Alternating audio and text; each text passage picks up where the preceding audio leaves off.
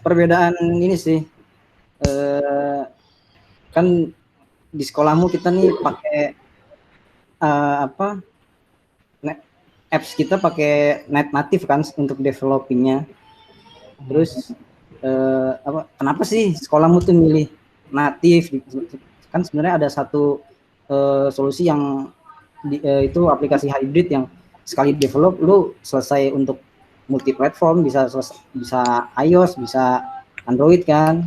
Terus kenapa sekolahmu lebih milih aplikasi natif gitu? Kayaknya seru tuh buat diceritain gitu kan. Kenapa tuh Mas? Oke. Nah, mau tahu kan? Yuk kita ikutin slide-nya. Siapa? Ajar. Ngeri.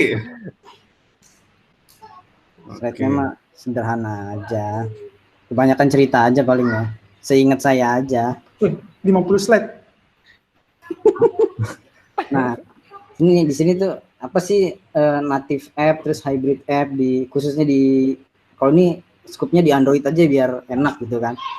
Native app itu aplikasi yang dikembangkan emang pakai official SDK-nya Android gitu. Jadi dia bergerak emang komponen-komponennya menggunakan komponen aslinya Android.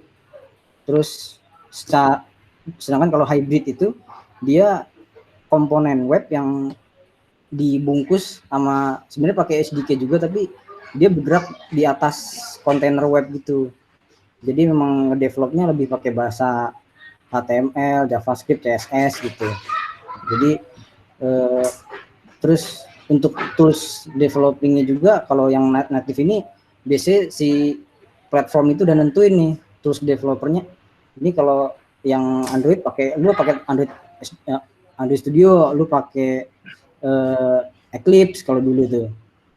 Sedangkan kalau hybrid tuh banyak tuh aplikasi-aplikasinya, ada Ionic, ada React Native yang dipakai Facebook, ya kan?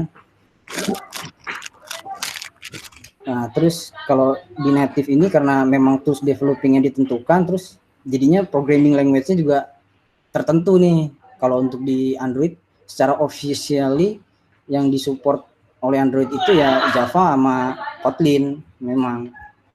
Sedangkan kalau hybrid ini lebih ya common language-nya web lah, bisa tadi itu HTML, CSS, JavaScript. Terus untuk hasil dari native app ini memang khusus untuk platform itu biasanya. Misalnya kalau di Android ya kita ngedevelop di Android Studio ya memang peruntukannya untuk aplikasi untuk device Android. Misalnya kita kalau di iOS tuh pakai Xcode, selesainya ya untuk iOS udah gitu aja. Memang harus dua tools yang berbeda dan dua cara ngoding yang berbeda. Sedangkan kalau hybrid dengan satu IDE mungkin ya. Ini maaf kalau salah dah. Itu kita ngoding hasilnya itu bisa tadi multi platform gitu. Jadi dengan satu kode base bisa untuk beberapa platform, tapi mungkin ada beberapa tambahan misalnya iOS untuk nge-get kamera codingnya dirubah dikit gitu. Terus lanjut lagi ini apa itu dia? Oh, ini kelebihan dari masing-masing tipe app-nya. Kalau untuk native app ini dia memang dapet sih ini UI UX-nya memang the best, paling smooth, paling asik, paling enak dilihat dah gitu, bersih, jernih gitu. Sedangkan kalau di hybrid app ini memang hampir mirip dengan yang native, tapi ada beberapa kekurangan kayak misalnya asetnya yang kadang nggak cocok jadi burem dikit gitu. Terus dari segi app performance ini tidak ada yang mengalahkan native app sih ya, sampai detik ini. Karena ya itu dia bergerak langsung di SDK-nya platform tersebut, makanya performanya memang lebih cepat. Dan untuk optimizingnya caranya banyak banget dan disupport langsung ini nanti ke bawahnya ya. Sedangkan kalau yang hybrid app ini lebih apa ya, hemat resource. Oh, untuk secara developingnya lebih gampang karena tadi satu kali develop hasilnya, jadi satu orang develop ya hasilnya 2 app, jadi bayarannya lebih murah gitu kan. Terus harga developernya juga kalau yang native ini lebih tinggi karena ada sertifikasinya, sedangkan kalau yang hybrid ya bebas aja siapa bisa masuk gitu. Terus untuk yang ketiga ini developer support, ini kalau di native app sangat disupport oleh platformnya masing-masing. Contohnya kalau di Android disediain untuk UI-nya ada itu material UI itu sampai ada situsnya untuk guideline paddingnya, segala macam bentuk button, warna gitu. Terus untuk kayak orang yang baru mau masuk ngedevelop native juga itu disediain juga langsung oleh Google, jadi ada YouTube-nya, channel YouTube-nya langsung, terus di Stack Overflow-nya juga ada official di tag-nya, bisa join mailing list-nya juga gitu. Terus kalau di hybrid app ini kelebihannya itu ya itu tadi, satu code bisa dipakai di banyak tempat, jadi bisa ngerjain di mana aja code-nya masuk gitu. Terus yang keempat nih kelebihan native app ini integrasi antar app, kayak Inten app kan ada tuh kayak kita bayar pakai GoPay dari Bukalapak langsung kebuka app GoPay-nya gitu kan. Ini integrasinya lebih baik dan lebih enak. Terus untuk kayak di sekolahmu nih pakai kita harus akses kamera, akses file manager. Ini kalau untuk native app dukungannya, supportnya sangat baik untuk secara hardware dan integrasi ke software yang lain. Terus di native app ini app security-nya the best.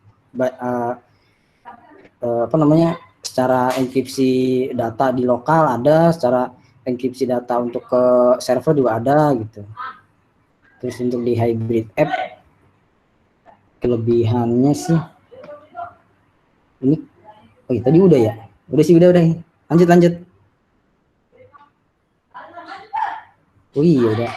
Oh sama ini sih lebih ke kenapa orang milih hybrid app dibanding yang native, karena yang native itu biasanya butuh effort lebih untuk persiapannya. Kayak misalnya mau ngedevelop iOS ya harus punya perangkat MacBook-nya, harus punya HP tester iOS-nya, harus punya download SDK Xcode yang sekitar 11,4 GB ini. Itu sangat lumayan gitu. Sedangkan kalau yang hybrid ya lu pakai Windows bisa, Linux ada gitu. Terus apa lagi ya? Udah sih. Oh ini mungkin perbandingan apa ya? Ini dari Stack Overflow sih, survei bulan Februari tahun 2020 kemarin ngadain survei ini, developer tuh suka nggak sih sama bahasa-bahasa yang mereka kuasai gitu. Dan kebanyakan memang bahasa-bahasa yang teratas ini untuk yang native itu kan Kotlin, terus Swift, C itu memang masuk ke 10 teratas gitu. Emang orang suka, nyaman gitu untuk ngerjain pakai ini, walaupun memang secara mempelajari code-nya memang lebih sulit. Jadi sih itu aja sih. Kalau kelemahan lupa tadi sih, sebenarnya bukan lupa ya, setiap orang punya kelemahan, jadi nggak usah dibahas gitu. Itu aja sih.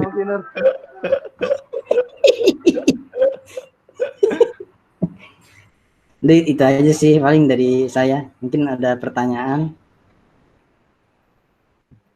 Thank Sengaja you, emang Kinor. simple. Ya, Mas. Jadi nggak ada kelemahannya nih? Apa gimana nih Ki? Kelemahan pasti ada. Kayak tadi tuh Mas, dari kelebihan itu ya pasti tinggal dibalik aja kelemahannya. Performance pasti kalah jauh, nggak mungkin ada yang ngalahin dah gitu. Terus kelemahannya cost developernya lebih gede pasti kan.